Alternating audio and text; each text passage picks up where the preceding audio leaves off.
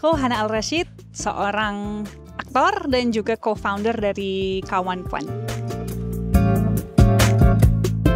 Jadi Kawan Puan itu adalah gerakan solidaritas untuk perempuan. Awalnya sih dimulai untuk menjadi semacam crowdfunding untuk bantu memberi layanan terbaik untuk korban kekerasan seksual. Jadi kita dibentuk tahun 2020. Saya bersama beberapa teman lain, Kalis Mardiasi, Gita Savitri, dan tentunya teman-teman dari Kita Bisa, kita akhirnya memutuskan untuk bikin semacam piggy bank khusus untuk isu perempuan, isu violence terutama, di mana kami memberi bantuan untuk korban kekerasan untuk mengakses bantuan hukum, rumah aman, pendampingan psikolog, visum, dan lain-lainnya yang mungkin dibutuhkan sama seorang korban.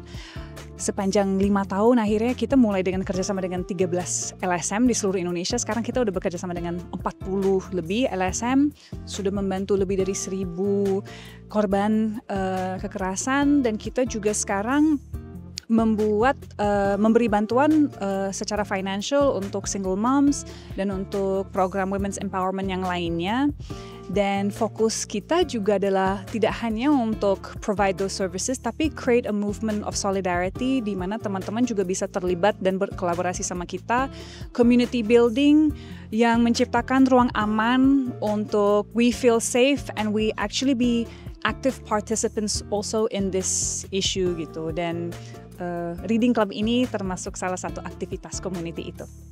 Harapannya kita akan terus melanjutkan si Reading Club ini baru kedua, dan ternyata banyak sekali peminatnya, dan ternyata it's a really cool place to share book recommendations and just take time to actually be quiet and read in our hectic lives. Ternyata banyak orang butuh itu. Ternyata kita juga banyak kegiatan yang lainnya, termasuk program-program again kumpul-kumpul bareng untuk community building, tapi bisa informatif and educational juga. Jadi misalnya kita meng-create safe space lewat volunteer itu to talk misalnya dengan pendampingan hukum misalnya dalam kasus kekerasan. Jadi teman-teman bisa belajar juga tentang what is the process kalau misalnya ingin melapor secara hukum formal kalau kita jadi korban, atau misalnya sex education program supaya teman-teman bisa gak hanya diberi ruangan safe space, kadang juga dengan psikolog untuk membicarakan our experiences, but also how to be bystanders, how to intervene. What do you do if you witness sexual harassment? What do you do if you yourself are a victim? How the legal process works? Kita juga ada beberapa kegiatan wellness juga, kumpul bareng dalam safe space untuk olahraga bareng, baca bareng, belajar bareng. Intinya, we really want to create more and more activities that enable us to meet with like-minded people and encourage us to be active participants and be an agent of change when it comes to violence and other women's issues.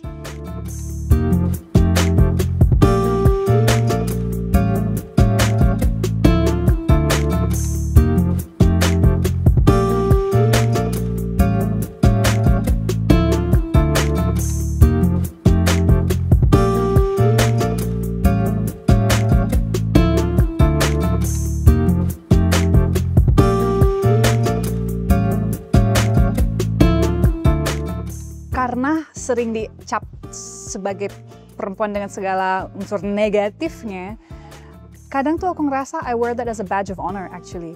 Kayak nge-reclaim, oh ya, aku adalah perempuan yang misalnya tidak pakai hijab. Oh, aku memang adalah perempuan yang suka answer back to people.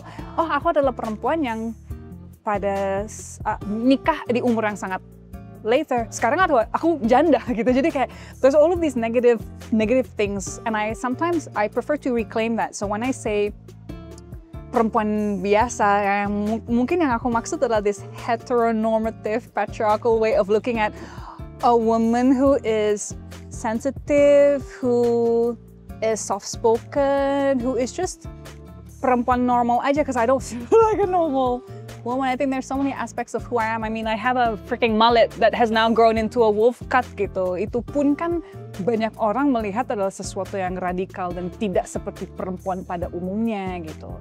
Jadi kayaknya sih itu memang lebih terkait kepada vulnerability seorang perempuan dengan segala emosinya yang ditunjukkan lewat gambar, which I don't want to do, which is why it's easier to hide behind characters who are evil.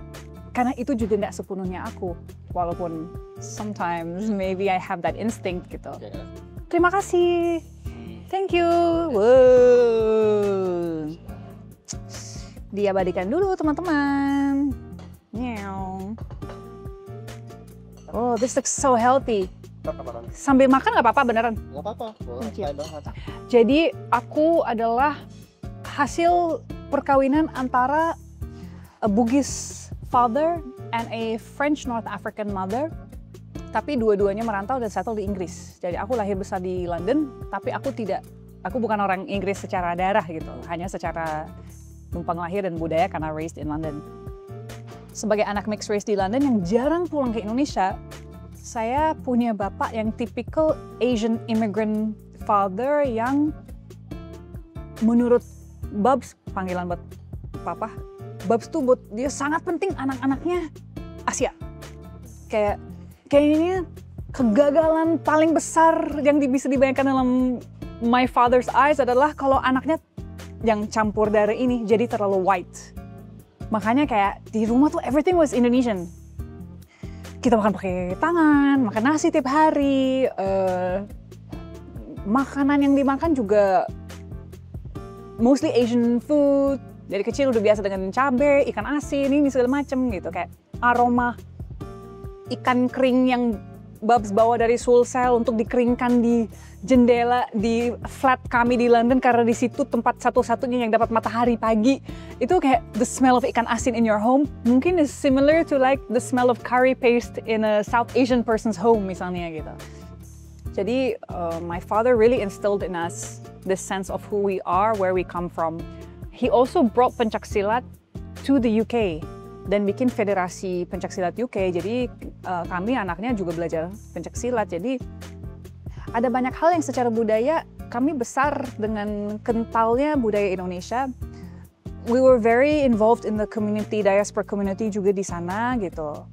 Jadi karena indoktrinasi my father, akhirnya aku kuliah di SOAS, School of Oriental and African Studies. Aku ambil jurusan Indonesian and Development Studies. Indonesian itu bahasa dan sastra Indonesia.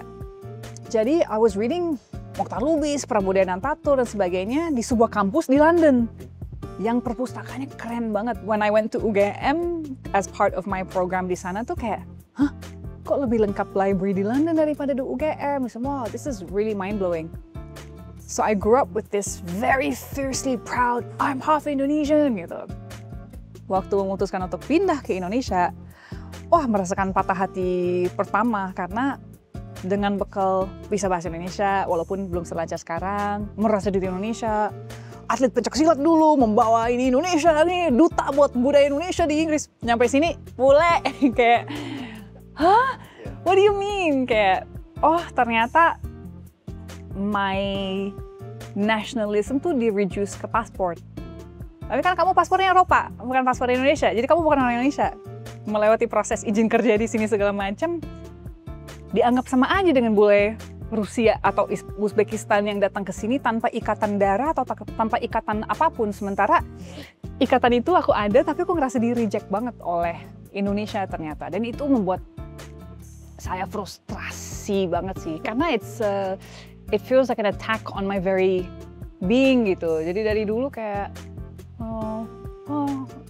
paras aku bule tapi hatiku merah putih gitu. There's always that kind of logic, and it's so interesting when you come here and it's like bule loh gitu kayak no, but if you say I'm bule but I feel I'm Indonesian, what am I gitu. Jadi it's interesting karena kayak when you're talking about the reverse, people yang tinggal di sini yang nggak pernah meninggalkan Indonesia tapi karena mungkin sekolah that they go to atau daerah di mana mereka tinggal, they don't speak bahasa, and they don't feel comfortable communicating in bahasa. It's also so interesting. That's the interesting aspect of this globalized world that we live in sebenarnya gitu. Cuman ada aspek yang lebih dalam lagi ternyata. Karena it's not just about Indonesia, karena tentu Indonesia bukan monolith. Di saat pertama kali aku pindah ke Indonesia, aku tinggal di Jogja, I felt culture shock yang luar biasa. Karena di Jogja tentunya pusat budaya Jawa. Yang ternyata, I thought I was Indonesian, and I thought I would relate, but I really struggled living in Jogja. Aku baru sadar, oh yang aku artikan sebagai Indonesia, actually adalah Sulawesi, Bugis. Yang secara life philosophy bertolak belakang dengan Jawa. So it's like, wow, di Indonesia pun negara yang sangat besar ini dengan keragaman yang sangat luas ini, you can still have those culture shocks. And when you say that now it's kind of like you don't have that, everything is more merata, I agree with you. But I also really hope that aku 2 tahun terakhir ini udah kayak punya koneksi yang lebih dalam lagi dengan Makassar, dengan Sulawesi Selatan. Aku sering pulang dan makin ingin show that aspect of my Indonesianness. Karena secara media kita selalu ngomongin Bhinneka Tunggal Ika segala macam, tapi actually secara visual we don't see keberagaman itu di media gitu. Okay. So you know what I realized? I had a breakthrough a few days ago. I realized that like one of my love languages is food. Karena aku baru lagi ngobrol sama teman, lagi ngomongin soal bokap, dan aku baru menyadari one way that I show my love to someone is through food, whether it's me cooking for them or taking them to eat. Kayak beberapa bulan yang lalu sempat ketemu bokap, dan udah agak lama nih Kak ketemu bokap, dan ada keinginan untuk create food that my mom used to make for him, or my grandmother on my maternal side, the French side. There's this family recipe that we have for these cakes from North Africa. Dan juga this like appetizer. Aku bikin deh karena akan ketemu bokap gitu. Dan kayak there's things that I cannot say to my father, but there's keinginan untuk connection, dan ternyata connection itu lewat makanan. Dan ternyata adikku melakukan hal yang sama. It's so interesting untuk melihat dia kayak, kira-kira dia suka nggak ya? Kayak validation that we seek from our father through food. Kita dulu di London tuh selalu ngadain halal bihalal buat lebaran. Dan karena kita adalah keluarga Sulawesi yang satu-satunya pada era itu, bakar ikan pun dibikin. Jadi kayak ratusan orang datang karena bukan soal ketupat dan opor ayam dan bakso, tapi dapat ikan bakar, dapat cumi bakar, dapat coto Makassar. It's like langkah banget kan gitu. And seeing my father light up about food, and I realized like, dang, I really inherited that. For us, food has always been about community and kumpul-kumpul. Dan itu adalah sesuatu yang ternyata subconsciously aku ingin do that again. So food really has this incredible way of connecting people. And I think that's what's so great about like Aruna dan Lidahnya, because it shows that it's these 4 friends who go on a journey. And it's so simple mencari resep nasi goreng, tapi actually it's more about how you connect over food, conversations that happen while you're eating food, and I think that's a very Asian thing. Di Inggris tuh makanannya nggak enak pertama.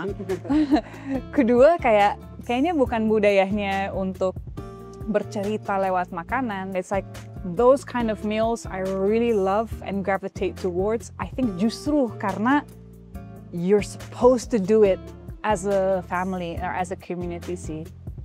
Aku ternyata besar dalam community mindset, dan kayaknya my vision juga soal community mindset sih. Maksudnya terlalu sering sebagai perempuan kita merasa beban untuk menjalani mau itu yang sehari-hari atau apapun itu sendiri gitu, without really understanding support system yang ada di luar sana. Aku pengen banget foster community. Jadi tempat orang-orang yang merasa sendiri bisa kumpul dan bisa surrounded by like-minded people dan bisa menemukan support systemnya di sini. Karena tentunya kalau maju sendiri, it's very difficult. Tapi kalau kita maju bareng sebagai kolektif, we can create better impact, and I think we can also be more forgiving of ourselves, biar nggak selalu pressure ourselves. Jadi secara vision kayaknya meneruskan itu sih, dan kayaknya itu sesuatu yang ingin kita lakukan dengan kawan-kawan. Dan dengan kayak industri perfilman Indonesia pun banyak filmmaker perempuan yang juga udah mulai kumpul dan membahas hal-hal tertentu, misalnya ya itu SOP tentang pencegahan kekerasan seksual dan perundungan di lokasi syuting segala macam. There's all of these discussions that are being had collectively for a greater purpose.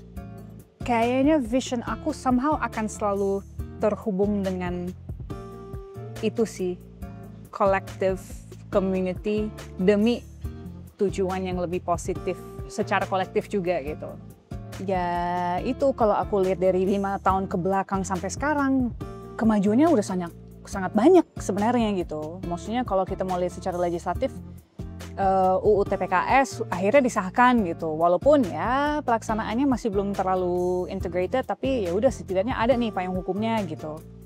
Dulu mungkin kalau misalnya ngomongin isu ini kayak dianggap the one weirdo who's talking about this. Sekarang justru generasi di bawah aku makin berani untuk mengungkapkan hal-hal seperti ini dan berani ngomong di social media segala macam. Jadi if the past 5 years has already had a change, tinggal momentumnya kita keep aja nih sekarang.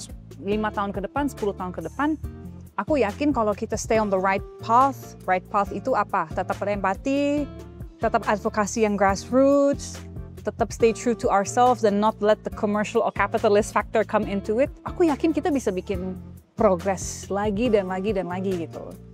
Kalau kita ngomongin kemerdekaan ya, apakah kita betul merdeka in our daily lives, especially as women? I don't think that we are. So we have to be a part of that change if we want that for ourselves gitu. Dan menjadi partisipan yang aktif adalah sesuatu yang kadang doesn't come naturally, jadi perlu di-encourage lewat itu community building dan yang lain-lainnya.